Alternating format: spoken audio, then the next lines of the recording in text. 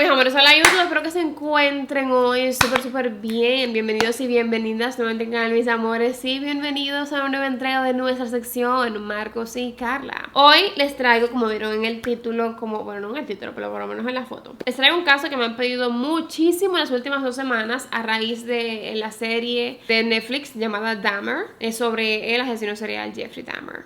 Bien, entonces hoy les traigo la historia real de todo lo que pasó para que si viste la serie de Netflix sepas, puedas tener como una comparación entre lo que pasó realmente y lo que no pasó, o qué tan real es la serie, si exageraron, si no exageraron. Si viste la serie puedes ver la historia real que te voy a contar ahora, el resumen más completo, ¿ok? De la historia real, porque obviamente las historias son mucho más largas que 1 hora de contenido, pero puedes hacer la comparación. Y si no has visto la serie y acabas de enterarte de ella, puedes ver esta historia y luego pasar a ver la serie en Netflix ya teniendo la línea de tiempo en tu cabeza, y como que ya sabes qué esperar. Cuando ves la serie ya entiendes un poquito más la serie. Entonces esto es un caso que yo había evitado hacer durante todo el tiempo que estaba haciendo casos en YouTube. Por supuesto la conocía ya hace mucho tiempo, pero a mí no me gusta para nada esa historia, es horrible, y ya van a entender por qué. Si ya has visto mis videos sabes que hay temas específicos que a mí me tocan fuerte aquí adentro, y el tema que trata hoy es uno de esos temas, ¿ok? Bien, así que si te preguntas sobre todo lo que me voy a poner en la cara hoy, va a estar todo debajo en la cajita de información con los links y todo. También, si no te has suscrito al canal, te invito a que lo hagas para que no te pierdas todo el contenido que tenemos por aquí. También te invito a que le des un like si este tipo de contenido te interesa seguirlo viendo. Así YouTube y yo sabemos que el video te gusta, y así YouTube te avisa con más frecuencia cada vez que yo saque un nuevo video. Por aquí te dejo mis redes sociales, Instagram y TikTok, para que veas todo lo que por aquí yo no publico, pero ya tenemos contenido muy chévere, ¿ok? En serio, yo misma lo digo, sí, el contenido está muy chévere por Instagram y TikTok. Así que ve para allá, yo te espero por allá. Y ahora sí vamos a comenzar. Me estoy poniendo perfume para ver si me siento mejor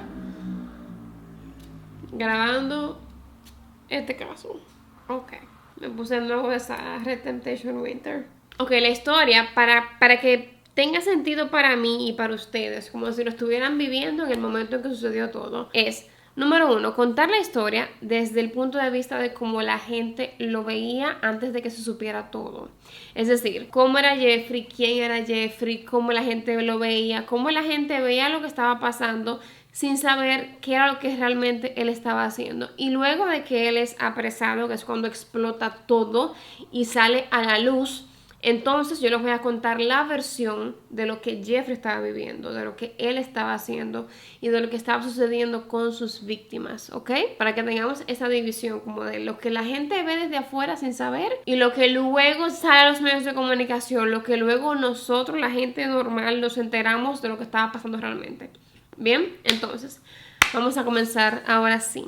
Hoy nos vamos a ir a Milwaukee, que queda en Wisconsin, que queda en Estados Unidos, específicamente al 21 de mayo del año 1960, que es el día en que nace Jeffrey Lionel Dahmer. Él nació de la unión de sus padres, Lionel Herbert Dahmer, y su madre, Joyce Dahmer. Para el momento de su nacimiento, su padre, él estaba cumpliendo sus estudios de química y su madre era vendedora de teletipos. Durante el embarazo de Jeffrey, Joyce, su madre, ella se pasó gran parte del embarazo medicada, tomando antidepresivos, sedantes. Ella consumía múltiples medicamentos en exceso, ya que ella padecía de trastornos mentales, e incluso duró un tiempo en un hospital psiquiátrico. Todo esto mientras ella estaba embarazada con su hijo Jeffrey Dahmer. Todos los trastornos mentales de Joyce, y también el hecho de que el padre de Jeffrey, como estaba estudiando y trabajando, duraba mucho tiempo, estudiando química, duraba mucho tiempo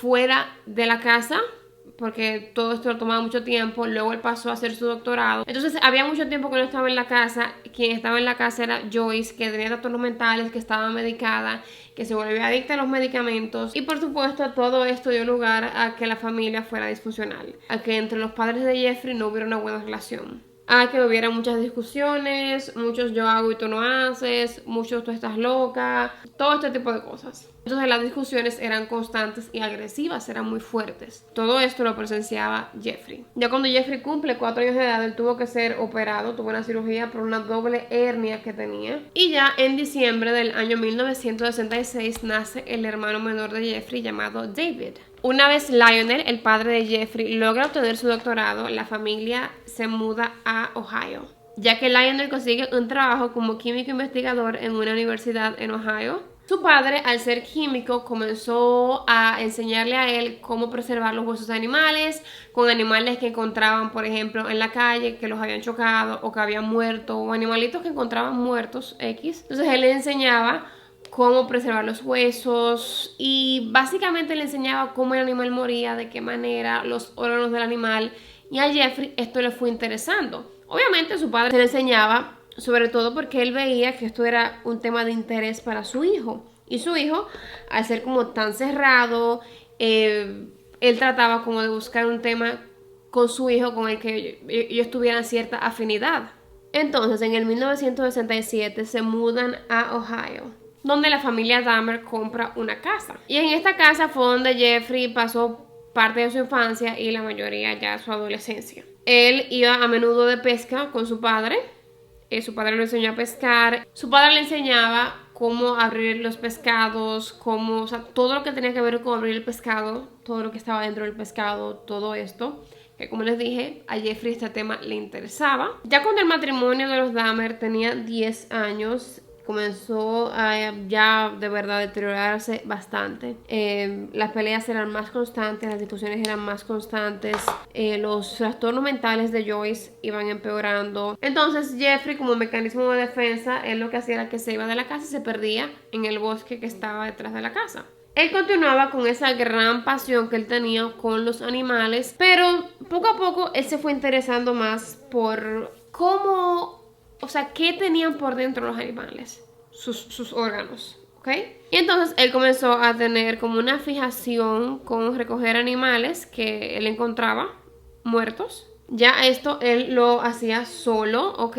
Y él los recogía, los ponía en una bolsa y luego lo llevaba a un pequeño estudio que él tenía en la casa, y entonces allí él procedía a diseccionar los animales y a deshuesarlos, lo que se conoce como taxidermia. Esto es un proceso que su padre le enseñó a hacer. Ahora bien, cabe destacar que su padre veía todo esto como algo sano y como que él tenía desde pequeño una inclinación, tenía habilidades para este tipo de medicina y de ciencia, etc.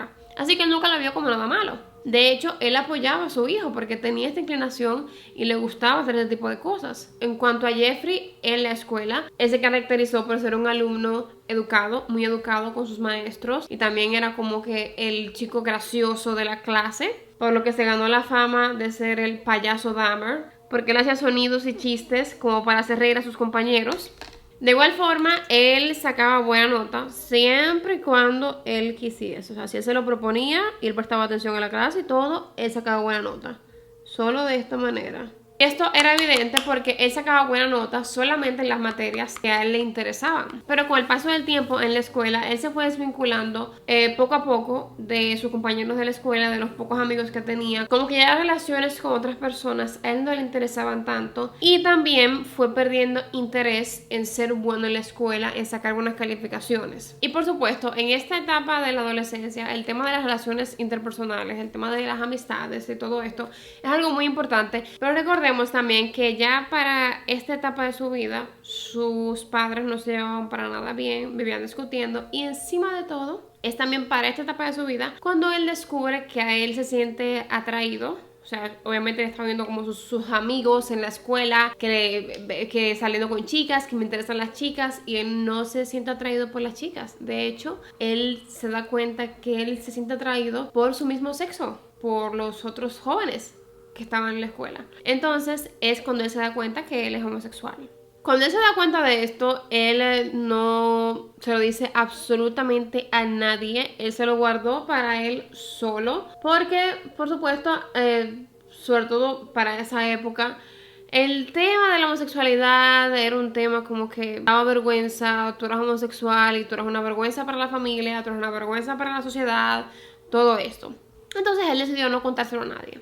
Y por ende tampoco se sintió en la comodidad de explorar su sexualidad. Un tiempo más adelante, Joyce y Lionel se divorcian. Esto es luego de que Lionel se da cuenta de que Joyce había estado siendo el infiel. De esto depende de donde investiguen, hay varias versiones. Hay una versión que dice que esto fue después de que Jeffrey se graduó de la escuela. Hay versiones que dicen que fue durante la escuela. Yo entiendo que fue un proceso porque es un divorcio.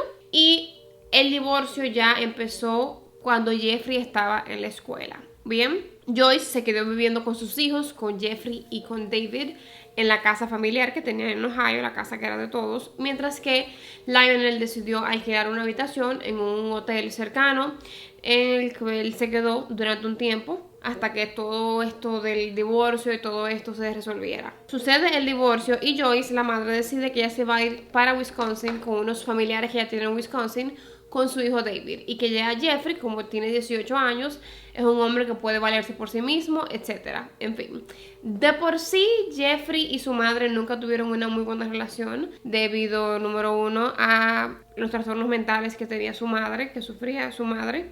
Y número dos, que simplemente él siempre se llevó mejor con su padre. Él tenía más afinidad con su padre, porque compartían ciertos gustos, ciertos hobbies, etc. Entonces Joyce se va con David a Wisconsin. Su padre para ese momento está viviendo en la habitación del hotel, y también ya él había empezado una relación con otra persona que pasaría a ser la madrastra de Jeffrey posteriormente. Para ese momento Jeffrey tiene 18 años, está lidiando con el divorcio de sus padres, está lidiando con que su madre se fue con su otro hermano, él básicamente lo abandonó, se puede decir, aunque tenga 18 años, tú te fuiste con un hijo y dejaste al otro.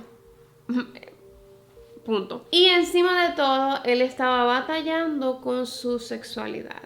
Creo que está de más decir lo que voy a decir ahora, pero lo voy a decir porque sé que hay gente que sacan cosas de contexto. Que yo esté contando todo esto no quiere decir que yo esté justificando los actos de este hombre, los actos que él cometió luego, ¿ok? Pero me parece que todo esto es sumamente importante, no para justificarlo, no para decir, ay, Dios mío, sí, con razón él hizo esto y esto y esto. No, sino para poder quizás intentar entender lo que pasaba por su cabeza. Porque claro, no toda la gente que pasa por todo esto termina siendo un asesino serial, como él, por supuesto. Hay mucha gente que pasa por cosas peores y salen bien. Pero su caso es distinto. Dentro de todo esto, lo único que él encontraba placer era en hacer taxidermias a animales, en explorar sus órganos. Y también él fue desarrollando cierta fijación con la muerte de los animales, o sea, con el concepto de la muerte en los animales. Bien, en que cuando ya morían se quedaban quietos, tranquilitos, y se quedaban ahí, se quedaban allí, muertos. Y paralelo a todo esto, como él no conocía su sexualidad, o sea, él sabía que él era homosexual, pero él no había explorado su sexualidad. Entonces, él lo único que tenía era fantasear con jóvenes. O sea, él no hacía nada tal cual, pero él tenía fantasías, ¿ok? Con jóvenes. Si él sentía atracción por X o Y joven, él tenía fantasías de que él estaba con ellos, de que él se acostaba con tal joven. Pero también sus fantasías comenzaron a tornarse un poco más preocupantes cuando él, además de acostarse con ellos, para culminar toda la fantasía, él les quitaba la vida al joven en cuestión, en su fantasía. Este tipo de pensamientos que él tenía comenzaron a tornarse un poquito obsesivos. O sea, él pensaba en todo momento en hacer esto. Y al final eso era lo único que provocaba en él como un deseo sexual. Pero también de manera interna él tenía una batalla con todo esto, porque él tenía su fijación con las taxidermias, tenía su fijación con los órganos, con la muerte. Él era homosexual, pero nadie lo sabía. Él no quería que nadie lo supiera tampoco. Pero también fantaseaba con jóvenes. Él tenía todo este merequetén en la cabeza, ¿ok? Y como su modo de escape, él empezó a refugiarse en el alcohol, ¿ok?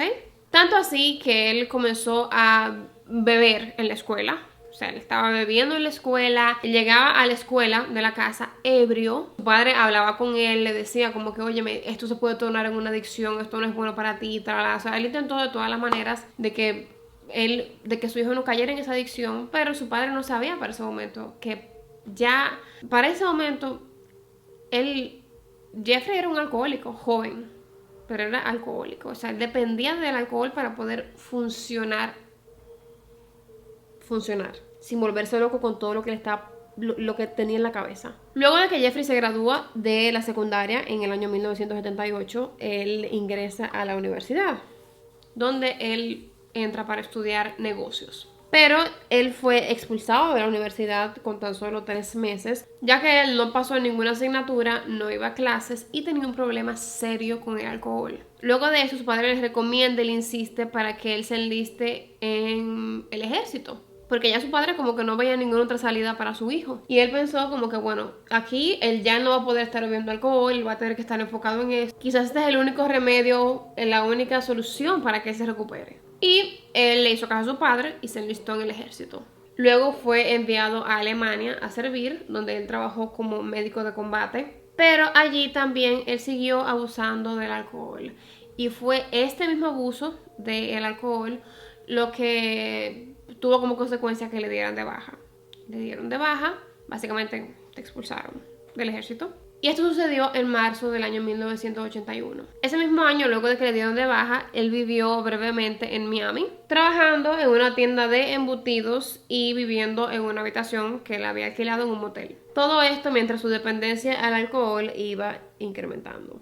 Ya en diciembre de 1981, como ya el último recurso que tenía el papá de Jeffrey para enderezarlo, porque su madre básicamente se fue para Wisconsin y se desentendió de su hijo, de Jeffrey, su padre lo que hizo fue, bueno, vamos a mandarte a vivir con tu abuela, porque la verdad es que él vivió un tiempo con Lionel y con su madrastra, pero la madrastra y Jeffrey no se llevaban para nada bien, sobre todo porque Jeffrey no hacía nada, no ayudaba en la casa, no tenía responsabilidades y no se llevaban bien en lo absoluto.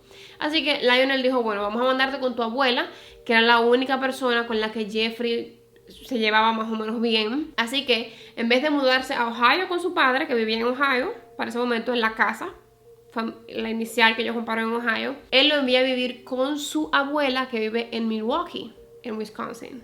Mientras vivía con su abuela era una mujer de fe cristiana, iba a la iglesia, todo por la raya. Y durante este tiempo, Jeffrey comenzó a ir a la iglesia con su abuela, él se convirtió en un hombre de fe.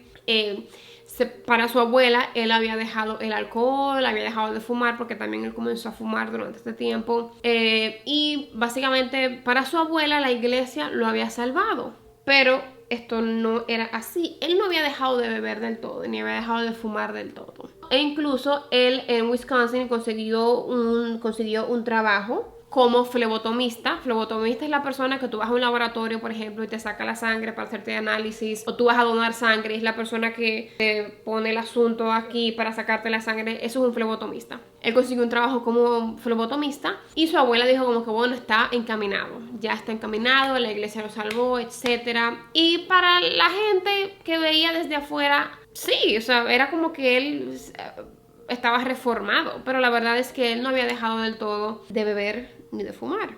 Y tampoco esto había que sus deseos sexuales cesaran. Pero recordemos que los deseos sexuales de él no era como que quiero estar con un hombre y ya. No, yo quiero estar con el hombre y luego yo lo quiero asesinar. Porque yo tengo un problema que yo tengo una fijación con la muerte y con los órganos. ¿Ok? Meses después de él ya llegar a su abuela, conseguir un trabajo, todo esto, él fue arrestado. Esto sucedió en 1982. Él fue arrestado en una feria por exponerse de manera indecente. En esta feria habían, bueno, sobre todo en el lugar donde se expuso en la feria, él expuso sus genitales, ¿ok?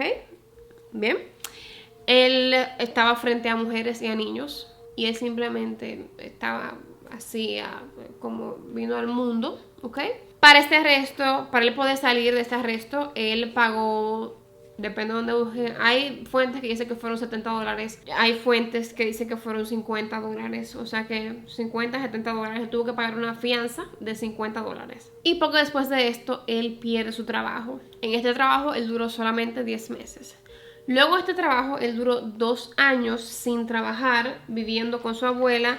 Y su abuela le daba dinero aquí y allá como para que él pudiera desenvolverse, pero él no encontraba trabajo. Hasta enero de 1985, cuando Jeffrey consigue un trabajo en una fábrica de chocolates. Él trabajaba como mezclador en la fábrica de chocolates. Y al parecer todo iba bien, él iba enderezando su vida, porque recuerden que él iba a la iglesia con su abuela, todo esto, consiguió un trabajo por fin, finalmente. El turno de él inicial en la fábrica de chocolates era el turno de la noche, de 11 de la noche a 7 de la mañana. Entonces, mientras en su tiempo libre, él se dedicó a ir a bibliotecas, a librerías, etc. Todo estaba como en calma, hasta que un día él estaba en una biblioteca y se le acercó un joven que le dejó una nota diciéndole que él le podía ofrecer servicios de placer de naturaleza sexual en sus genitales en el baño de la biblioteca. O sea, este joven le dejó esta nota a Jeffrey diciéndole esto, ¿ok?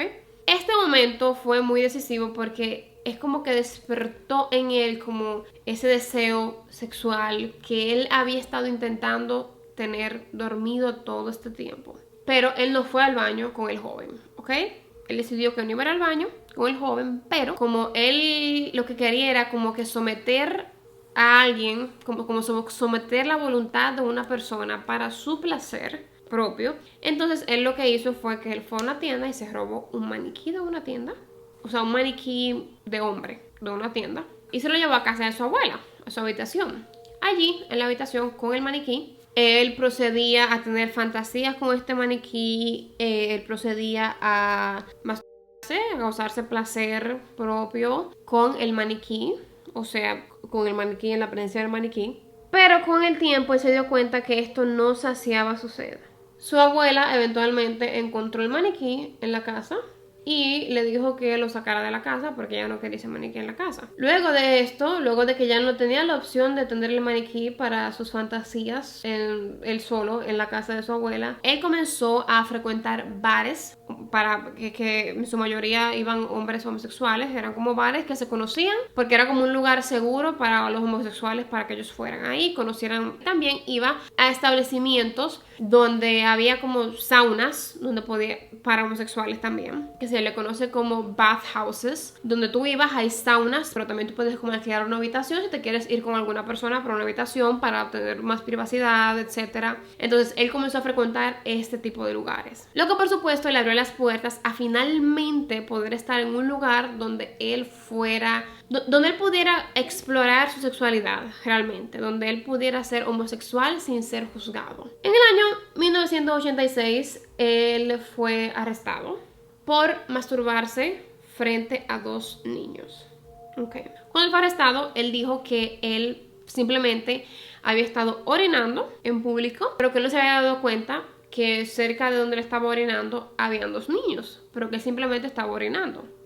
En fin, él fue arrestado y acusado de alteración del orden público y fue sentenciado a 1 año de libertad condicional. Y también a recibir asesoramiento, como que ir a terapia para mejorar su conducta, básicamente.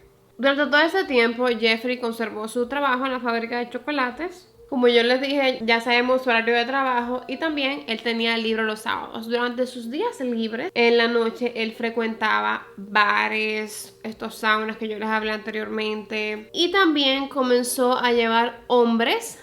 O sea, su abuela se daba cuenta de que él comenzó a llevar hombres tarde de noche a la casa. A su abuela no le gustaba este comportamiento de que él estuviera llevando hombres a la casa. Además de que ella se daba cuenta de que siempre había un movimiento, una cosa en el sótano de la casa, etc. Entonces ella no soportó más este comportamiento de que le estuviera metiendo hombres tarde de noche.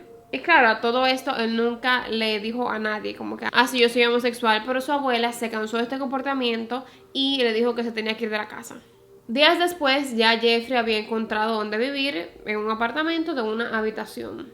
En septiembre del 1988, Jeffrey fue arrestado y acusado de agresión sexual en 2º grado y también de persuadir a un niño con fines inmorales. Luego de él atraer hacia su apartamento donde él vivía a un joven de 13 años llamado Kayson Sintason Phone. Y a este niño jovencito, él lo que hizo cuando llegaron a su apartamento fue que lo drogó y luego de que el niño estaba drogado, él abusó de él sexualmente. Todo esto él logró hacerlo antes de que el niño pudiera despertar del efecto de las sustancias con las que fue drogado y pudo escapar para luego contarle todo a la policía. Por esto, Jeffrey pasó una semana en la cárcel, pero luego salió bajo fianza. Todo esto en lo que se investigaba el caso, etc. Hasta 1989 él estuvo fuera bajo fianza, todavía trabajando en la fábrica de chocolates, todo bien. Y ya en mayo del 89 él fue condenado a 12 meses de cárcel y 5 años de libertad condicional por todos los cargos anteriores que ya les comenté con el chico de 13 años, pero no para ahí, sino que durante esos 12 meses que él se le condenó de estar en la cárcel, que no era exactamente una cárcel, era como una habitación, era como, yo no quiero decir como un hotel, pero era como si fuera como un dormitorio donde estaban reclusos, pero tú podías salir a trabajar y llegabas y dormías allí. Era muy extraño. El punto es que durante esos 12 meses a él se le dio un permiso para que él saliera a trabajar para que no perdiera su trabajo en la fábrica de chocolates. Así como también se le exigió que se registrara como delincuente o agresor sexual. Luego de él cumplir 10 meses de su condena de 12 meses, con este arreglo y toda la cosa en el que él salía a trabajar todos los días y volvía, ok.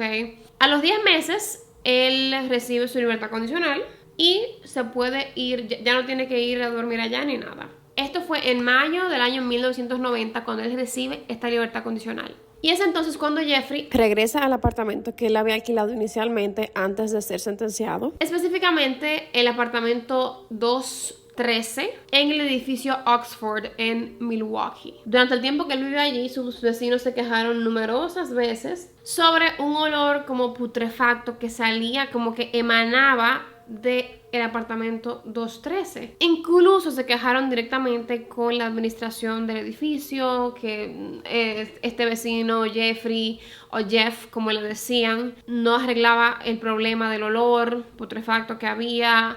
En fin, Jeffrey, cuando lo cuestionaban, él decía que su refrigerador estaba dañado y que él estaba esperando para poder arreglarlo. En otras ocasiones dijo que había una tubería del apartamento que estaba dañada y eso era lo que causaba el mal olor. El 27 de mayo del 1991, un joven, quien es identificado como Conerak, fue encontrado en el edificio donde vivía Jeffrey. Jeffrey no estaba presente en ese momento, pero fue encontrado notablemente drogado, o sea, no estaba en sí. Él estaba solamente en su ropa interior y no estaba bien de la, o sea, él estaba bajo el efecto de alguna sustancia, como aturdido, no hablaba nada, pero se notaba que estaba mal. El joven fue encontrado por unas vecinas que vivían en el edificio de Jeffrey y intentaron ayudarlo, llamaron a la policía para ver qué le pasaba a este joven porque estaba muy desorientado. A tempranas horas de la mañana, cuando Jeffrey llega al edificio, que está llegando a su casa, que está abajo en el edificio, se encuentra con que en la entrada del edificio está este jovencito con 3 mujeres que viven en el edificio y Jeffrey intenta decirles como que, no, Dios mío, este muchacho, él es mi pareja, no pasa nada, talala, él bebió mucho alcohol. Las mujeres le dicen, llamamos a la policía ya, porque esto no está bien, está raro, él no está en sus cabales, algo está mal con él. Cuando la policía llega, efectivamente Jeffrey le dice lo mismo, como que él es mi novio, nosotros somos novios, ¿ok? Inmediatamente, como les dije, para ese tiempo el tema de que tú tengas un novio y que seas homosexual era como que, oh, tú eres homosexual, ok, te quiero lejos. Te quiero lejos, no vaya a ser que tú me pegues una enfermedad, que tú me pegues aquello. Sí, todavía en ese tiempo se pensaba así. Y todavía hay gente que piensa así. Jeffrey les explica a la policía que ese es su novio de 19 años de edad, pero que su novio es alcohólico y que él ha estado bebiendo mucho. Entonces, que eso es lo que pasa, por eso él está en ese estado. Él, como que eso era normal en él cada vez que él bebía mucho. Las mujeres, que cabe destacar, todas son mujeres de color, mientras que Jeffrey es un hombre blanco, rubio, y los oficiales también son de tez blanca. Entonces, Jeffrey lo que le dice que estas mujeres están exagerando, que estas mujeres negras, es lo que cuentan estas mujeres, que él dijo que estas mujeres negras están locas, que están exagerando, no le pasa nada, él lo que está es ebrio y yo tengo fotos en mi apartamento que le he hecho que pueden mostrar que tenemos una relación, así que si quieren pueden subir a ver las fotos. Jeffrey toma al jovencito, lo sube hasta el apartamento y la policía los acompaña, los 2 oficiales que fueron. Ellos entran al apartamento y Jeffrey le Jeffrey les enseña las fotos y ellos dicen como que, bueno, sí, ok, esto es una disputa doméstica entre homosexuales, así que ya, el caso se resolvió aquí y punto. Las mujeres incluso luego de esto llamaron a la policía como que, mira, ustedes revisaron porque es que este niño, él parecía un niño, tenía cara de niño, no parecía mayor de edad. Y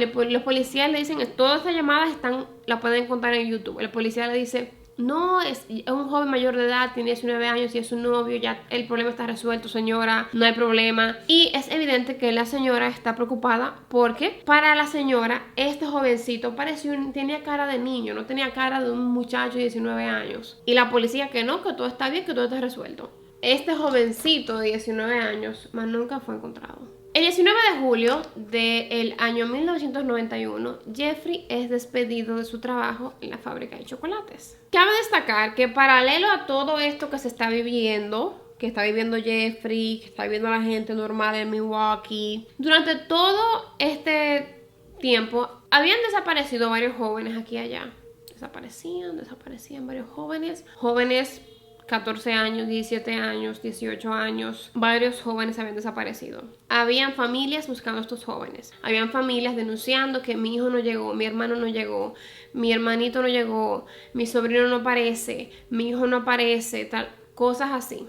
Y la policía decía, no, que eso es que seguro se fue con unos amigos. No, que también había algunos de ellos que eran trabajadores sexuales. Y la policía, automáticamente desde que tú hablas de que X persona se dedicaba a tal cosa o que lo vieron por última vez en tal lugar donde se estila que hayan trabajadores sexuales masculinos, ya la policía te cruz raya. No quiere saber de ti, no te investiga porque tú vives un estilo de vida peligroso y ellos no van a perder su tiempo buscando una persona que para ellos, básicamente, en general, se buscan meterse en problemas o que le pasen cosas terribles. Pero, sobre todo, encima de todo, muchos de ellos, no todos los jóvenes que desaparecían eran homosexuales, pero una parte de ellos sí eran homosexuales. Pero no tan solo eso, sino que la mayoría de estos jóvenes que iban desapareciendo en este tiempo eran de piel oscura.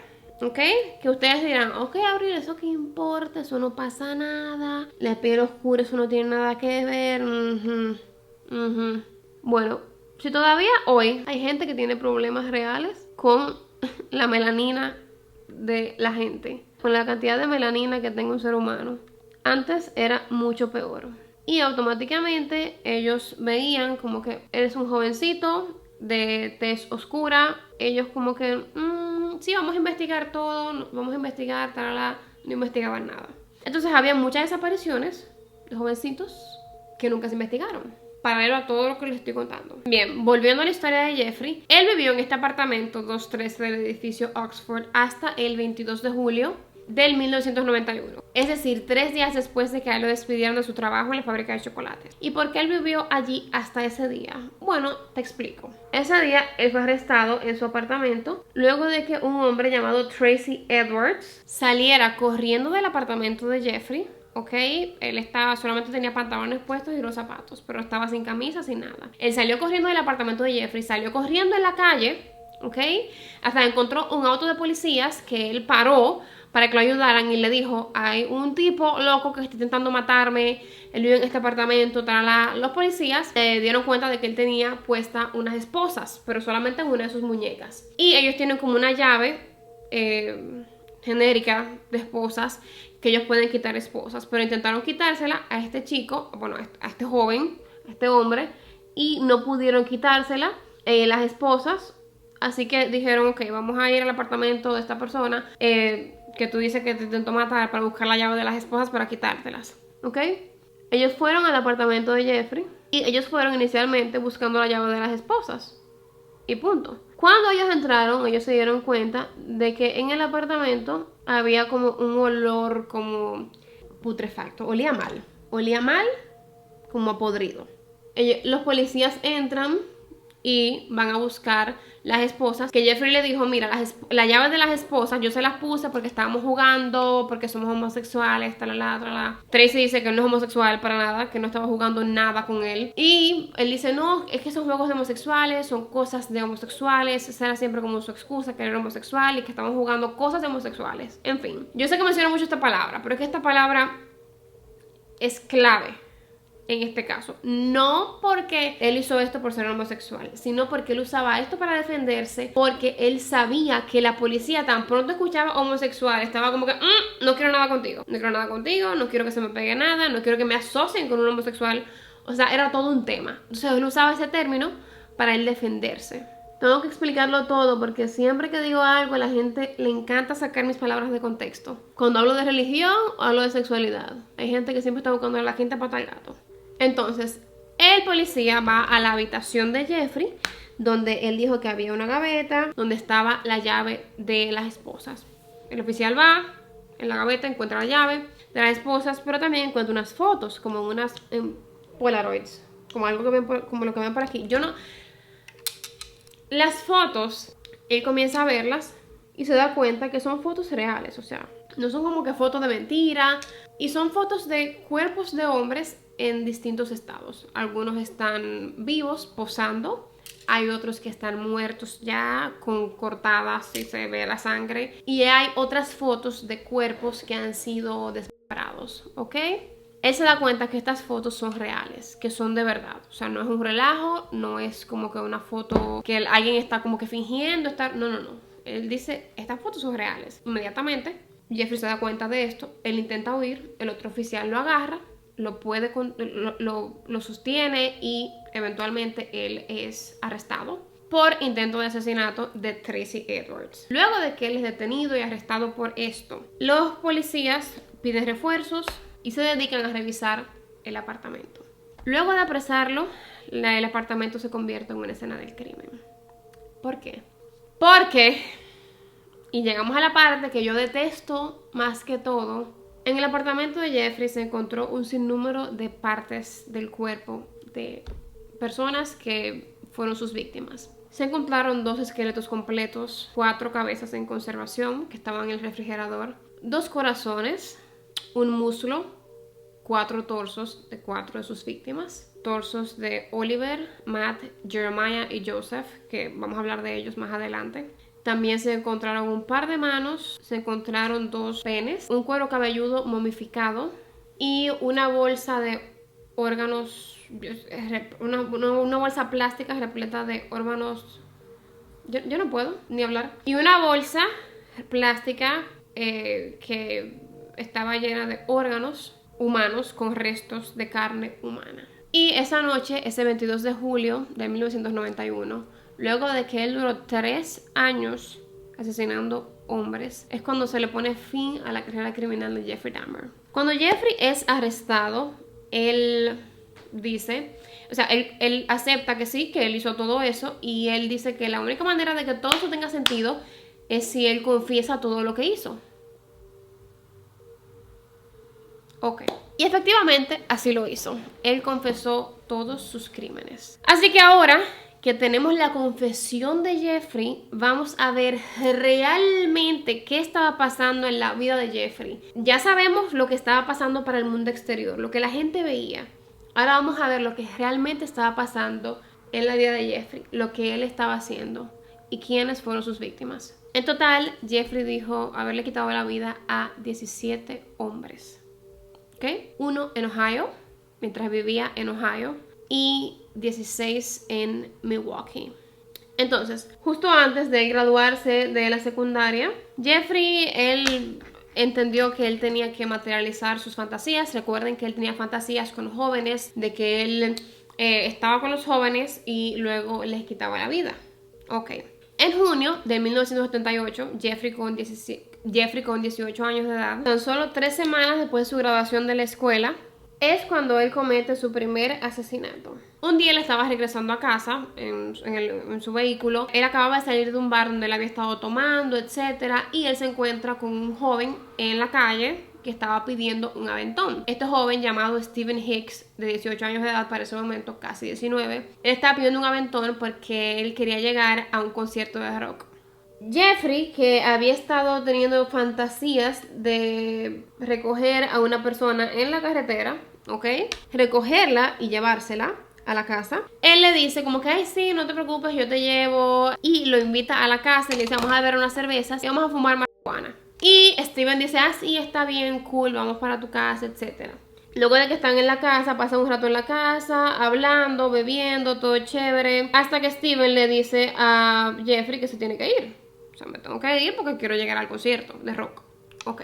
Pero Jeffrey le dice que él no quería que se fuera, que se quedara un rato más, que no, que se tenía que ir. Y en un momento de ira, porque Jeffrey no quería que él se fuera, él quería que el joven se quedara con él, a pesar de que él estaba claro de que el joven no era homosexual, porque desde que llegaron a la casa, el joven comenzó a hablarle como de temas que le interesarían a cualquier joven heterosexual, como por ejemplo hablar de chicas y de las chicas y de salir con chicas, etc. Y Jeffrey de una vez se dio cuenta que él no era homosexual, así que él no hizo ningún avance con él. Pero él quería que el muchacho se quedara con él. Por esto que él toma una mancuerna que él tenía cerca de él y golpea a Steven en la cabeza con la mancuerna. Steven cae y Jeffrey procede a, con la misma mancuerna, estrangular a Steven Hicks hasta quitarle la vida. Él cuenta que esa fue su primera víctima, que luego de que se dio cuenta de lo que él había hecho, él entró como en pánico. Él entró en pánico porque no sabía cómo él había llegado a hacer eso. Él no sabía qué hacer, no sabía qué hacer. Bueno, él decide bajar el cadáver al sótano de la casa. Evidentemente Jeffrey estaba solo en la casa para ese momento. Esto fue en Ohio todavía, Por la mañana él salió y compró un cuchillo que se utiliza para cazar. Volvió a su casa y allí él procedió a abrirle el vientre a Steven Hicks. Y cuando él vio las vísceras de este joven, el placer que él sintió fue tanto que él terminó masturbándose arriba de sus vísceras, ¿ok? Después de esto, él desmembró el cuerpo, lo entró en varias bolsas de basura y las montó en su carro porque él iba a botar las bolsas de basura que tenía en el cuerpo. De camino al basurero más cercano, la policía lo para. Y en ese momento, él tuvo bastante suerte porque la policía no registró el carro. Solamente lo multaron por exceso de velocidad y por cambiarse rápidamente de un carril a otro. Él, aterrado luego de este encuentro con la policía, regresa a su casa con las bolsas que tienen el cuerpo del chico y tomó las bolsas que tenían los restos del chico y las metió en una gran tubería que había en el sótano de la casa. Metió las bolsas ahí. Luego, él regresó a la casa 2 años después, ¿ok? Y ya cuando solamente quedaban los huesos de Steven, que ya se había descompuesto totalmente, él cogió y los machacó con un mazo grande y procedió a esparcir el resto de los huesos y de sus huesos que él había machacado, pulverizado, por todo el patio y la maleza que rodeaba la casa. Luego él tomó las pertenencias que tenía Steven Hicks en ese momento, como una pulsera y un reloj, y él las tiró a un río cercano. Partes del cuerpo de Steven Hicks fueron encontradas cerca de la casa, justamente donde él había dicho que le había tirado los huesos y el polvo de sus huesos en la casa. Efectivamente fueron encontrados y se pudo verificar que las cosas pasaron, por lo menos parecidas a como él las contó. Él dice posteriormente en una entrevista que él hizo esto porque él quería sentirlo cerca, como que él quería sentirlo cerca, él quería como poseer, apropiarse de esta persona y que se quedaran con él, ¿ok? Y esto es algo que se repite en todos sus crímenes. Él hace todo esto porque él tiene unas ansias de él poseerte, de él poseer a sus víctimas y de que sean parte de él, de que no se vayan, de que no me abandonen, de que se queden conmigo, ¿ok? Entonces, en la línea de tiempo, ya él fue a la universidad, fue al ejército, ¿bien? Y allí en el ejército, como médico, él aprendió mucho sobre sedantes, sobre cómo funciona, sobre cómo administrarlos a la gente para que tengan efecto, ¿ok? Y él regresó con todo ese conocimiento. Él duró 9 años sin asesinar a nadie. Y en una entrevista le preguntaron, ¿cómo tú lograste durar 9 años sin asesinar a nadie? Y él responde, bueno, simplemente yo no lo hice porque no tuve la oportunidad de hacerlo. Las condiciones no eran óptimas para yo asesinar a alguien en el ejército, por ejemplo. Y luego de ahí yo no tuve las condiciones para hacerlo tampoco. Pero 9 años después, pasan 9 años, él se muda con su abuela, tiene el trabajo sacando sangre, lo pierde, dura 2 años sin trabajar, todo lo que yo les conté anteriormente. 9 años después, todavía viviendo con su abuela, una noche en el 86, él va a un bar gay en Milwaukee, donde él conoce a un joven llamado Steven Toomey, con quien se fue a un hotel, al Hotel Ambassador, con la finalidad de sostener relaciones. Ya estando en la habitación, Jeffrey cuenta que él echó 4 gotas de somníferos a una bebida que luego le dio a Steven para que Steven se quedara inconsciente. Luego él dice que él no tiene memoria de lo que sucedió, eso lo recuerda despertarse ya en la mañana cuando él encontró a Steven con la cabeza fuera de la cama, los brazos llenos de contusiones y varias costillas rotas. Él dice que él no tiene memoria de lo sucedido, que él no recuerda absolutamente nada, qué fue lo que pasó, pero que esa fue su segunda víctima, porque obviamente amaneció muerta y amaneció así al lado de él. Él decide que en ese momento él tiene que sacar el cadáver de ahí, obviamente, así que él va, compra una maleta, vuelve, mete el cuerpo de Steven en la maleta. Él tomó un taxi para llegar a casa de su abuela, donde procedió a ir al sótano y allí descuartizó el cuerpo. Él cuenta que en el proceso de descuartizar el cuerpo, él experimentó un gran placer. Y el proceso fue muy similar a lo que él hizo con Steven Hicks, su primera víctima. Aunque esta vez, luego de él descuartizar y deshuesar a Steven Toomey, él conservó su cráneo como un trofeo. Y el resto del cuerpo él lo puso en bolsas plásticas de basura y lo tiró a la basura. De Steven Toomey no se encontraron ningunos restos. Ya luego de estos dos asesinatos, el primero en Ohio y este primero en Milwaukee, Jeffrey cedió a sus deseos sexuales, a sus fantasías sexuales. Y ya él iba a los bares y a estos saunas y todo esto con la finalidad de encontrar jóvenes, llevarlos a su apartamento, dejarlos inconscientes con sedantes, con cualquier sustancia que él pudiera utilizar para luego descuartizarlos. En enero del 88, tras drogar y estrangular a James Dockstader, él procedió a esconder el cuerpo de su tercera víctima durante toda una semana y con él cometió actos de necrofilia. Una vez que ya el cuerpo entró en estado de descomposición, o sea, cuando el cuerpo le... Ay, no. Yo no voy a decir tantos detalles. El cuerpo entró en estado de descomposición. Cuando el cuerpo estaba así, entonces él dijo que ya no más y procedió a descuartizarlo. Su cuarta víctima fue Richard Guerrero. Ahora, con Richard Guerrero, él sostuvo una relación esporádica aquí y allá, pero finalmente se convirtió en su víctima. Según los registros policiales, Richard Guerrero tenía 22 años de edad para el momento de los hechos y estaba en la habitación de Jeff la noche del 24 de marzo del 88, cuando luego de quedar inconsciente adrede, porque Jeffrey le había puesto sustancias a una bebida, él también fue estrangulado por Jeffrey. Él luego procedió a desmembrar el cadáver y a disolverlo con ácido.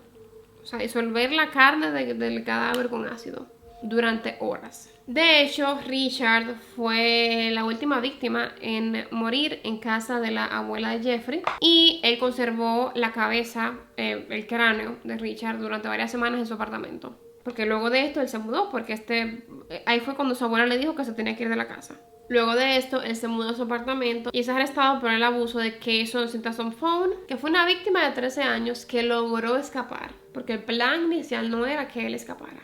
El 25 de marzo de 1989, Anthony Lee Sears, de 24 años de edad, sale con Jeffrey a lo que él piensa que es una cita romántica, sin saber que él estaba por convertirse en la quinta víctima mortal de Jeffrey Dahmer. Luego de un par de horas de estar con Jeffrey, Anthony pierde el conocimiento a causa de los sedantes que Jeffrey le ponía a las bebidas. Y luego de esto fue estrangulado. Luego procedió a desmembrar el cuerpo de Anthony y a repartir su cuerpo en bolsas de basura. En esta ocasión, al igual que él hizo con Richard, él se quedó con el cráneo de Anthony y también con sus genitales. Y con esta víctima en específico fue con la cual él comenzó a conservar partes del cuerpo, o sea, que no fueran el cráneo, de sus víctimas. En mayo del 89 es cuando él es sentenciado a 12 meses en prisión, aunque saliendo a trabajar, etc., por el abuso de Cason, el joven de 13 años. En 1990 él sale de prisión y alquila el apartamento 213 en el edificio Oxford, donde él le quitó la vida a 11 jóvenes y hombres. Su sexta víctima fue Raymond Lamont Smith. Raymond era un trabajador sexual de 32 años de edad y el 20 de mayo de 1990 él acompañó a Jeffrey a un bar. Y esto era algo que Jeffrey solía hacer si estaba en el bar. Él brindaba bebidas, yo te brindo tu bebida, tranquilo. Y luego se iba al apartamento con Jeffrey. En este caso pasó lo mismo. Él lo acompañó a un bar, Jeffrey le brindó las bebidas y toda la cosa. Y luego él fue con Jeffrey a su apartamento, pensando que él iba simplemente a hacer otro trabajo más de naturaleza sexual con Jeffrey. Y que por esto a él le iban a pagar dinero. Bien, Jeffrey procede con su modus operandi normal, que es dar una bebida que tiene sedantes y la persona queda inconsciente. Luego lo estranguló y lo desmembró. Jeffrey también conservó el cráneo de Raymond. La séptima víctima fue Edward Warren Smith, quien tenía 27 años para el momento de los hechos. Edward fue una de las pocas personas con las que Jeffrey tenía una relación, ya que se conocían y así, antes de su asesinato. Los amigos de Edward dicen que ya él había conocido a Jeff y que eran amigos, y que Edward decidió acompañar a Jeffrey a una fiesta el 14 de junio del 1990. Y esta fue la última vez en que Edward fue visto con vida. Jamás. Luego de que Jeffrey agotó con él su modus operandi completo, sedantes, lo estranguló y luego lo desmembró y luego diluyó toda la carne de su cuerpo en ácido y luego procedió a conservar el cráneo de Edward también. Su octava víctima fue Ernest Marcus Miller. Ernest era un estudiante de baile afroamericano de 22 años de edad. Él conoció a Jeff el 2 de septiembre de 1990 y Jeff lo invitó a pasar un rato ameno en su casa, en su apartamento. Luego de sedarlo, Jeff procede a cortarle el cuello a Ernest y lo dejó que se fuera desangrando poco a poco hasta que lo movió a su bañera, donde él entonces procedió a desmembrarlo. En el caso de Ernest, Jeff decidió guardar su corazón y también su esqueleto y luego disolverlo en ácido, así como también sus bíceps y sus piernas en el congelador con la intención de comerlas más adelante. Su novena víctima fue David Courtney Thomas. El 24 de septiembre de 1990, Jeffrey y David se conocen y David procede a irse al apartamento de Jeffrey. Cabe destacar que casi todos se iban bajo la idea de que le iban a pagar algún dinero por estar con Jeffrey o porque Jeffrey les iba a hacer fotografías. Que él era fotógrafo y él hacía fotografías de desnudos de hombres y entonces por eso él iba a esos bares gays a buscar potenciales modelos, ¿ok? Entonces la mayoría de estos hombres se iban bajo el engaño de que le iban a pagar dinero por lo que sea que fueran a hacer con Jeffrey. Sobre todo, él utilizaba el tema de que yo estoy buscando modelos para posar desnudos, yo soy fotógrafo, sobre todo con hombres que no eran homosexuales. Entonces, en este caso con David, él utilizó esto de que mira, yo soy fotógrafo, vamos para mi apartamento a tomarte unas fotos, te voy a pagar un dinero si posas para mí. Así que David se fue con él para su apartamento para tomar las fotos y que le pagaran. Allí Jeffrey le dio tragos con sedantes, por lo cual quedó inconsciente en el apartamento. Allí fue estrangulado y también desmembrado. De David en específico se encontraron fotografías Polaroid el cuerpo de David en varios estados, mientras Jeffrey estaba desmembrándolo, como fotos del proceso. Ok. La décima víctima fue Curtis Darrell, quien tenía 17 años de edad para el momento de los hechos. Curtis estaba esperando tranquilamente en la calle que llegara el bus para él montarse en el bus e irse, cuando Jeffrey Dahmer se le acerca y lo convence de que lo acompañe a su apartamento. Esto ocurrió la noche del 18 de febrero del año 1991. Luego de quitarle la vida, Jeffrey se quedó como recuerdo de este asesinato. Él se quedó con el cráneo, las manos y los genitales de su víctima, de Curtis. La víctima número 11 fue una de las muertes más violentas que cometió Jeffrey, y fue la de Errol Lindsey. Él era un chico de solo 19 años que desapareció el 7 de abril del 1991. De acuerdo con los análisis forenses, Jeffrey asesinó a Errol luego de perforar su cráneo e inyectarle ácido clorhídrico directamente en el cráneo. Jeffrey dijo que él hacía esto porque él quería ver si de esta manera, él estaba haciendo como un tipo de lobotomía y él estaba experimentando porque él quería que estos hombres se quedaran con él, pero en un estado en el que no pudieran negarse a quedarse, que no pudieran irse y no pudieran negarse a quedarse. Entonces, él quería crear como cierto tipo de zombie, básicamente, haciendo este procedimiento de te dejo inconsciente con los sedantes. Con un taladro te perforo el cerebro, te inyecto una mezcla de ácido clorhídrico para crear un tipo de zombie, como para que no pudieran hacer nada, como para que estuvieran ahí y punto. Luego de esto, Jeffrey procedió a asfixiarlo hasta que Errol murió y luego lo desmembró. De este hombre, él guardó la piel y también su cráneo. Y el cráneo estaba en el apartamento de Jeffrey cuando fue arrestado, por lo cual pudo ser identificado como una de las víctimas de Jeffrey Dahmer. La víctima número 12 fue Anthony Hughes. Él era un hombre de 31 años de edad para el momento de los hechos. Él fue otro hombre que Jeffrey invitó a la casa para posar para sus fotos de desnudos que él tomaba como fotógrafo. Y le iban a pagar por hacer esto. Así que él aceptó a acompañar a Jeffrey hasta su apartamento.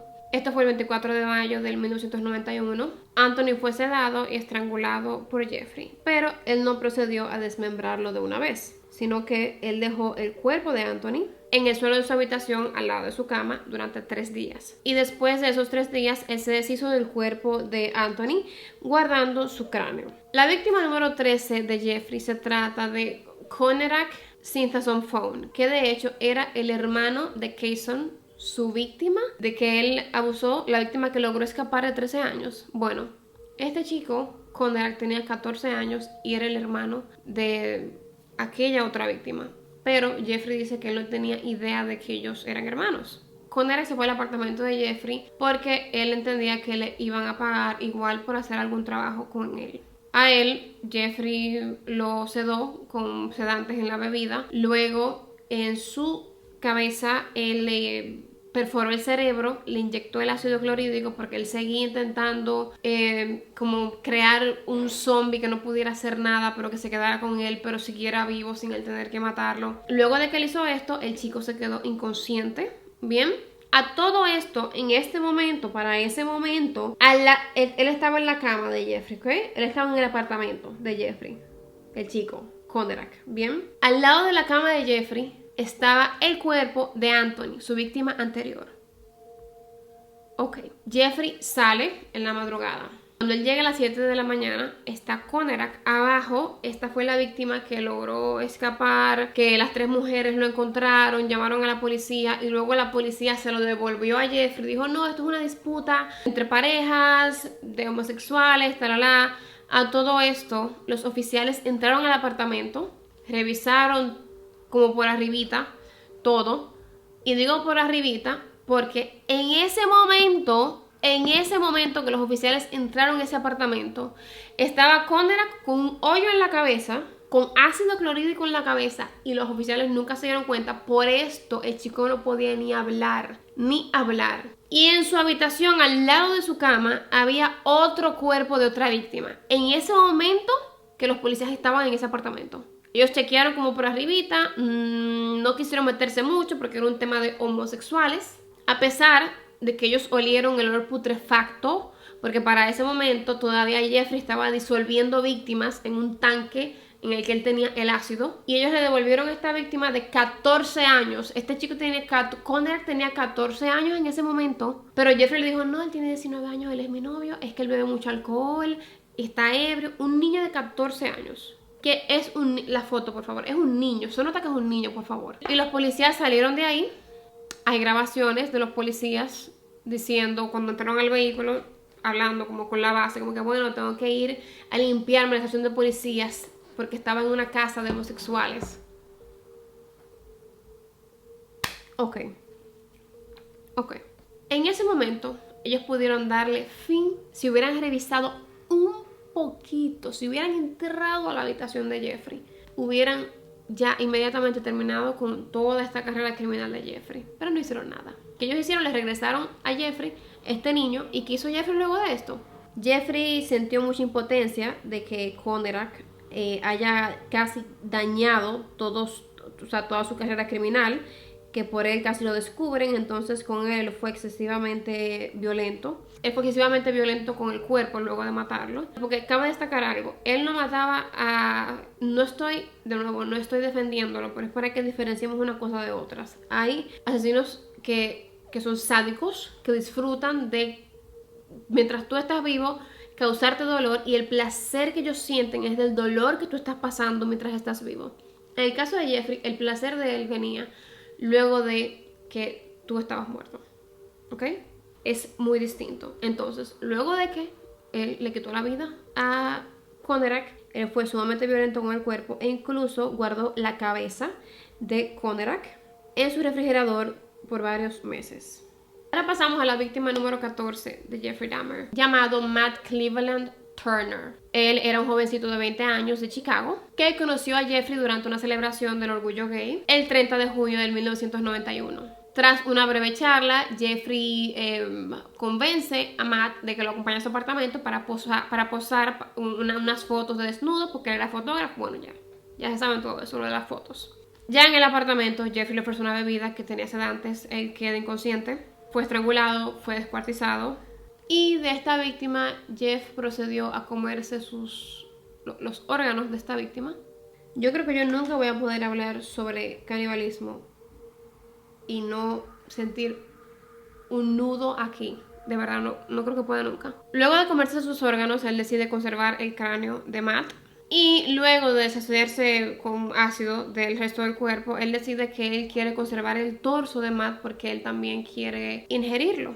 Así que él compra un tanque plástico de 57 galones para conservar el torso de Matt. Ahora pasamos a Jeremiah Benjamin Weinberger, de 23 años de edad. Él fue la víctima número 15 de Jeffrey y fue otra víctima que él conoció mientras él estaba en Chicago. Matt se fue con Jeffrey a su apartamento el 5 de julio de 1991. Para este momento todavía el cuerpo de Matt se estaba descomponiendo en el ácido, todavía en ese apartamento. Allí él le dio a Jeremiah una bebida con sedantes, lo sedó, luego le perforó el cráneo y le inyectó agua hirviendo porque su mezcla de ácido clorhídrico no le daba resultados, así que él procedió a inyectar agua hirviendo en la cabeza. Esto no funcionó, así que él procedió a cortarle la cabeza, que luego él conservó en su refrigerador. Y luego lo desmembró para poner sus restos en el tanque con ácido para disolverlo también. Luego pasamos a Oliver Joseph Lacey, de 24 años de edad para el momento de los hechos, que fue la víctima número 16 de Jeffrey Dahmer. Él fue al apartamento de Jeffrey para el tema de las fotos y que te voy a pagar. Con él, Jeffrey repitió su modus operandi: te cedo con una bebida y luego paso a estrangularte. Ese 15 de julio del 1991, como se pueden dar cuenta, llegó un momento en que Jeffrey fue escalando en sus crímenes, porque cada uno como que la fecha se va acortando entre un crimen y otro. Y esto también hizo que él fuera faltando poco a poco al trabajo. Hubo un día que no fue, otro día no fue, otro día no fue. ¿Ok? Para este momento él estaba trabajando en la fábrica de chocolates. Entonces, ese 15 de julio del 91, él procede a desmembrar el cuerpo de Oliver.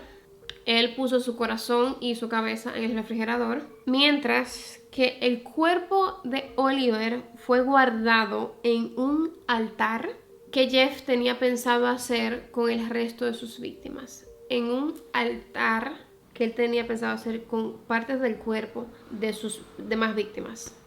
Ahora pasamos con Joseph Arthur Bredehoft, que fue la víctima número 17 de Jeffrey Dahmer. Para este momento, él tenía 25 años de edad. Este joven se había mudado a Milwaukee buscando una mejor oportunidad de trabajo para él poder mantener a sus 3 hijos. Él se encontró con Jeffrey, quien le ofreció dinero para que posara para unas fotos, y como él estaba en búsqueda de dinero para su familia, él acepta. Y por supuesto, todos esos detalles que yo les doy de las víctimas son cosas que han dicho las familias de las víctimas, ¿bien? Esto sucedió el 19 de julio de 1991, que si recordamos fue el día en que Jeffrey lo despidieron de la fábrica de chocolates, porque él había faltado ya demasiados días, sin avisar y sin nada, él simplemente faltaba. Dicho esto, Jeffrey ese día le dijo a Joseph que fuera a su casa, él lo acompañó porque le iban a pagar por las fotos. Joseph fue asfixiado hasta que murió, y luego de esto Jeffrey procedió a decapitarlo. Y 2 días después de hacer todo esto, él decide desmembrar el cuerpo de Joseph. La cabeza de Joseph fue encontrada por la policía del refrigerador de Jeffrey, mientras que su torso fue hallado en un tanque plástico que había comprado Jeff, en el cual estaban los torsos también de Matt y de Jeremiah.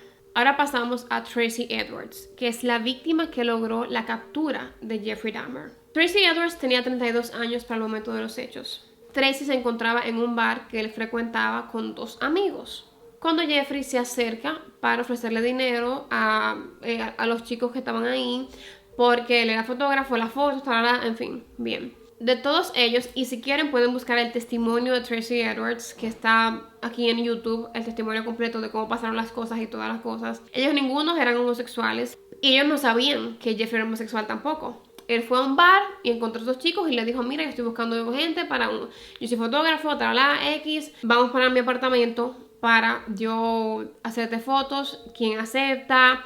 Y Tracy aceptó y los otros dos amigos dijeron, ok, él se va primero y nosotros vamos después. Jeffrey le dio la dirección de donde iban a estar, que luego de todo lo sucedido, Tracy se da cuenta que esa no es la dirección realmente. Él le dio una dirección errónea, porque los amigos de Tracy eventualmente fueron en la dirección que le dio Jeffrey, porque se iban a encontrar con su otro amigo para hacerse las fotos y ganar dinero también. Pero llegaron a una dirección y en esa dirección no estaba Jeffrey ni estaba Tracy. Tracy se va con Jeffrey al apartamento, pensando que van a tomar fotos, etc. Tan pronto él entra, él huele como un olor como a putrefacto, que algo está podrido, huele mal. En su testimonio, Tracy dice que el apartamento era como un apartamento normal, que tenía cosas como que bien, un apartamento bien para un muchacho que vive solo, como que todo estaba normal, pero que él se daba cuenta que había como un olor a podrido, que no olía bien, pero él nunca sospechó nada. Él se sienta en el sofá, Jeffrey le da una bebida.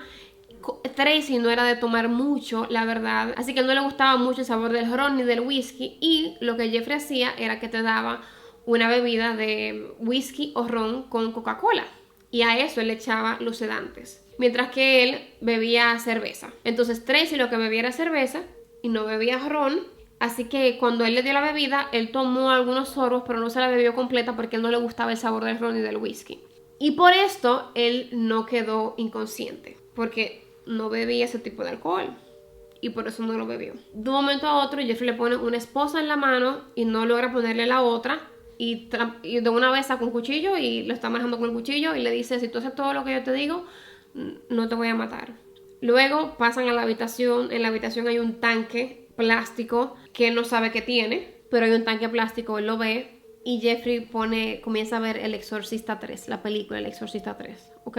Que más adelante vamos a hablar de la película y Jeffrey Dahmer, en fin. Mientras están ahí, Jeffrey comienza a escuchar el corazón de Tracy y Jeffrey le dice que su intención es comerse el corazón de él. Luego de esto, Tracy le pide ir al baño. En una ocasión, Jeffrey lo deja que vaya para el baño, no se queda como chequeándolo. Luego de esto, Tracy se quita la camisa como para hacerlo sentir más cómodo y comienza a decirle que como que yo soy tu amigo, tranquilo, talala. Y luego le dice, tengo que ir al baño de nuevo. Y Jeffrey le dice como que bueno, está bien, pero él dice como que Jeffrey entraba y salía como de momentos en que él estaba consciente y no consciente, como que él se iba lejos, como que Jeffrey se iba lejos en su mente, y así. Y luego le decía como que de aquí vamos a salir vivos, o tú o yo, o tú me matas a mí o yo te mato a ti, cosas así.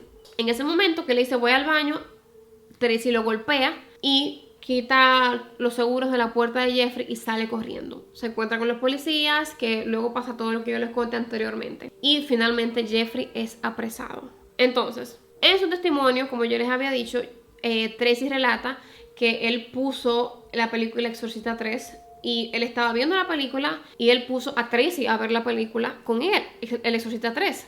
Jeffrey relata que cuando él estaba dando su confesión de todo, que luego de que él encerrara a sus víctimas en el apartamento, de que ya estaban ahí, él procedía a como hablar de que su película favorita era El Exorcista 3. Y les decía que él la veía todos los días, porque obviamente era ya una obsesión. Entonces él tenía como parte de su modus operandi, era casi obligatorio que antes de él matar a cualquier víctima, que la víctima viera la película con él, o él ver la película delante de la víctima. Y claro, este detalle del Exorcista 3 salió a la luz porque Tracy logró escaparse y habló de que el tema de la película y en fin. Jeffrey se declaró culpable de sus actos cuando fue arrestado, confesó todo, confesó absolutamente todo. El estado donde él fue juzgado, que fue en Wisconsin, donde queda Milwaukee, en este estado no aplicaba la pena de muerte. De modo que si él se declaraba mentalmente sano, él pasaría el resto de su vida en prisión. De lo contrario, si no se declaraba mentalmente sano, iba a tener que pasar el resto de su vida en una facilidad para personas con trastornos mentales. Bien, aunque Jeffrey decía que él merecía la pena de muerte, o sea, él merecía morir por todo lo que él había hecho.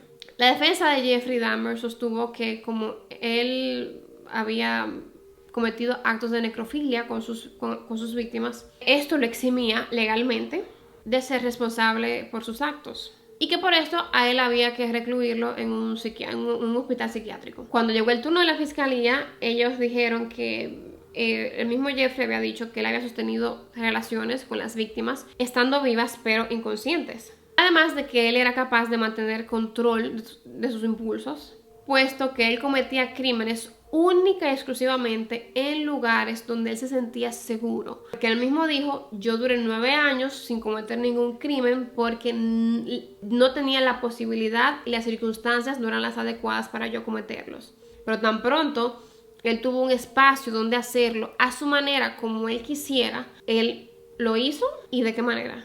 Tras la deliberación de un jurado formado por gente que no sabía absolutamente nada del tema, el jurado concluyó que para que Jeffrey pudiera ser considerado un enfermo mental, Jeffrey debía comportarse como un enfermo mental durante todo el tiempo en que cuando él mataba a sus víctimas, por ejemplo. Que es precisamente el tiempo en el que se determinó que él estaba totalmente en sus cabales, porque él sabía lo que estaba haciendo, él tenía un método para lo que estaba haciendo, no era como una locura que se le entraba y hacía algo desordenado, no, él tenía un modus operandi cuidadosamente curado. Finalmente, él fue hallado culpable de 15 asesinatos en Wisconsin y condenado a 15 cadenas perpetuas. A pesar de que en Wisconsin él dijo haber matado 16 hombres, tomando en cuenta a Stephen Toomey, el que él le quitó la vida sin darse cuenta a golpes en el hotel, que él se despertó y el chico estaba muerto al lado de él, que él metió en una maleta. Bueno, de él no se encontraron restos, no se encontró absolutamente nada. A pesar de que el padre de Steven tenía años intentando que la policía investigara algo, que él sabía que a su hijo le había pasado algo, porque él no simplemente se iba a desaparecer. La policía no hizo nada, no buscó nada. Nada. Hasta que Jeffrey confesó haberle quitado la vida a Stephen Toomey. Pero de él no se lo pudo encontrar culpable porque no había pruebas de que él haya hecho esto. Luego de esto, él fue a Ohio, donde él fue a juicio por el asesinato del joven que él recogió en la carretera para darle un aventón, etcétera. Su primera víctima, ¿ok? Stephen Hicks. Se le encontró culpable de su asesinato, ya que se encontraron sus restos efectivamente en la casa de Ohio, etcétera. Y se le dio una cadena perpetua adicional, así que finalmente fue sentenciado a 16 cadenas perpetuas en total. Jeffrey fue enviado a la prisión de Columbia en Wisconsin, donde se convirtió en devoto de la fe para eximir sus pecados. Él se convirtió a cristiano y allí encontró una explicación para todo lo que había sucedido. Y es que según él estaba poseído por el diablo. Durante su corta estancia en prisión, y digo corta, van a ver por qué más adelante, él fue visitado por una de las hermanas de una de sus víctimas. Y en estas visitas, él le concedió varias entrevistas a varios medios de comunicación también. En alguna de estas entrevistas, el padre de Jeffrey estaba presente. Estas entrevistas están en YouTube disponibles si las quieren ver. Escucharlo hablar de la manera en que él habla es algo que tú te dices, wow, de verdad, esto existe en la humanidad. Porque él habla de manera tan calmada sobre todo lo que él hizo, como si él estuviera hablando de qué día es hoy, la hora, hace calor, no hace calor, o sea, normal, totalmente normal. En estas entrevistas, él dice que él siempre supo que lo que él hacía estaba mal. Por supuesto, él siempre supo, por eso él siempre se escondía. Y, por ejemplo, con su primer asesinato, él sintió culpa en su primer asesinato. Él sabía que estaba mal lo que había hecho. Y que realmente su finalidad con todo esto era que los hombres no se fueran, que no lo abandonaran, de cierta manera, que se quedaran con él, que fueran parte de él. ¿Okay? Sucede que en noviembre de 1994, otro recluso que también cumplía condena por asesinato lo abordó de la cárcel, lo golpeó tanto con una barra de pesas en la cabeza hasta que le quitó la vida a Jeffrey Dahmer. Y para este momento Jeffrey tenía 34 años de edad. Mucha gente al enterarse de esto pensó que esta era la muerte que él se merecía, tomando en cuenta que él había matado a su primera víctima con una mancuerna, golpeándolo en la cabeza y luego estrangulándolo con la misma mancuerna. Su padre, Lionel Dahmer, escribió un libro contando cómo fue la crianza de Jeffrey, titulado A Father's Story, la historia de un padre. Este libro no es una defensa de Jeff, ni es una justificación de Jeff en lo absoluto, sino que él, en este libro, básicamente él describe los primeros años de vida de Jeff, intentando descubrir qué fue lo que salió mal con Jeffrey para que él terminara siendo de la manera en que terminó. Él se culpa mucho, su padre, porque si él le hubiera puesto más atención a su hijo, si él se hubiera dado cuenta de que él era muy cerrado, que no hablaba, que no tenía amigos, que no salía, que no hacía nada, que todo era muy hermético, quizás él hubiera ayudado a su hijo a que no fuera así. Y también le exhorta a los padres que tengan ojo con sus hijos, que cualquier cosa que parezca rara o que está muy tranquilo, no hace nada, no habla con nadie, no te comparte nada, que tengan ojo porque estas eran las señales de Jeffrey de que algo andaba mal y nadie se dio cuenta. Actualmente él vive como jubilado y tiene la edad de 86 años. Él sigue viviendo en Ohio. Y después de él hablar del tema con su hijo menor, con David, él decidió no volver a hablar con los medios sobre el tema, sobre su hijo mayor, y se ha abstenido de hacer algún comentario desde mediados del 2020 hasta ahora. Su madre, Joyce, murió en el año 2000 debido a cáncer de mamas.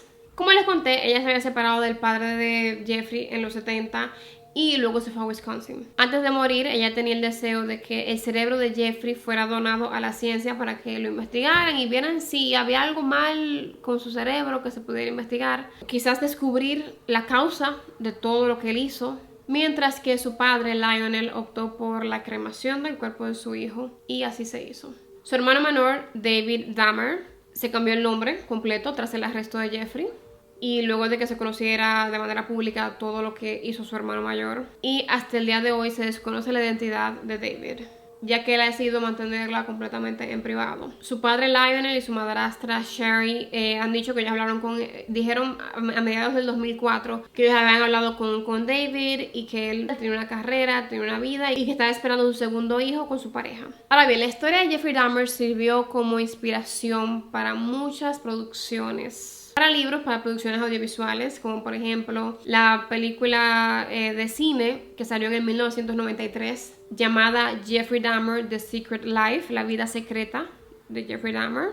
En el 2002 se realizó una película biográfica de Jeffrey Dahmer. Esta alcanzó fama mundial por su actor Jeremy Renner como protagonista. Él hizo de Jeffrey Dahmer en esta película. En el 2006 se estrenó la película Raising Jeffrey Dahmer, criando a Jeffrey Dahmer. Y esta película giró en torno a las reacciones parentales de Jeffrey luego de su arresto en el 91. Y fue protagonizada por Rusty Sneary como Jeffrey Dahmer. En el 2012 se realizó un documental independiente llamado The Jeffrey Dahmer Files, que fue estrenado en el festival South by Southwest. Luego el padre de Jeffrey, Lionel, escribe el libro A Father's Story, que ya les comenté anteriormente. Y recientemente, en septiembre del 2022, Netflix estrena la serie Monster Dahmer, la historia sobre Jeffrey Dahmer, que ha sido lo que ha causado el revuelo actual que hay en torno a la historia de Jeffrey Dahmer.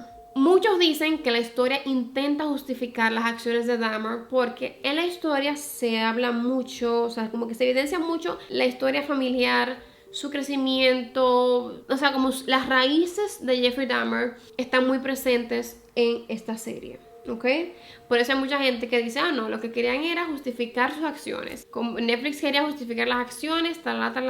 Yo tengo mi opinión sobre eso que le voy a decir más adelante. Pero los familiares de una de las víctimas de Jeffrey, algunos han alzado la voz con relación a esta serie que ha sacado Netflix. Específicamente, parientes de la víctima llamada Errol Lindsey se han proclamado en contra de la serie, pues dicen que esto es como revivir una y otra vez lo que pasó y verlo. O sea, verlo en una serie actuado, donde hay una persona que actúa como su pariente, como su hermano, como su primo, y ver todo lo que fue pasando. Incluso una hermana, me parece que fue una hermana de Errol Lindsey, habló en el juicio real de Jeffrey y esta escena sale tal cual, palabra por palabra, en la serie. Tal cual, pueden ver la comparación de la escena real, lo que pasó en el juicio de Jeffrey Dahmer, el de verdad, y lo que pasa en la serie, y es palabra por palabra, tal cual, todo. Entonces como que ver todo eso en televisión, ver como otra persona lo actuaba, ha sido para ella como revivir todo eso nuevamente. Y hasta ahora, eso es todo lo que se sabe sobre Jeffrey Dahmer. Bueno, un resumen de todo lo que se sabe. Yo sé que este video va a quedar enorme, pero bueno, yo quiero dar mi opinión sobre la serie.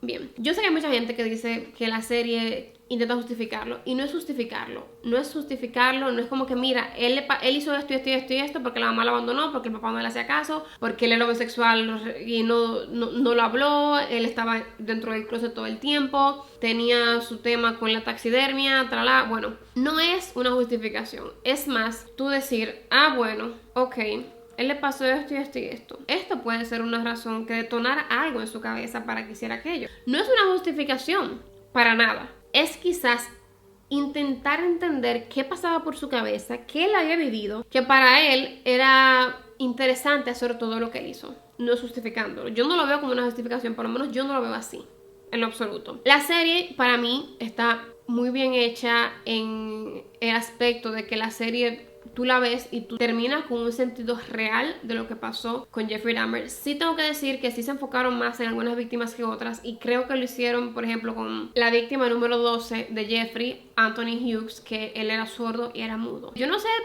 si ellos se enfocaron más en esa víctima porque era sordo y era mudo. O sea, no sé si le quisieron sacar partido o revictimizarlo porque era sordo y era mudo. No sé, porque claro, tenía discapacidades, pero como que enfocarte además en esta víctima en específico, no me encantó el hecho de que lo hicieran con una víctima en específico cuando habían tantas víctimas. Pero bueno, creo que igual tú ves la serie y tienes un sentido general bastante completo de lo que pasó con Jeffrey Dahmer. Creo que la actuación está espectacular y las series generalmente tienen algunas cosas como que exageradas para que el público se sorprenda más, la audiencia diga como que ay Dios mío, qué horrible, tralala. Hay varias cosas de la serie que están exageradas, pero no hay tantas como que para que la realidad de los hechos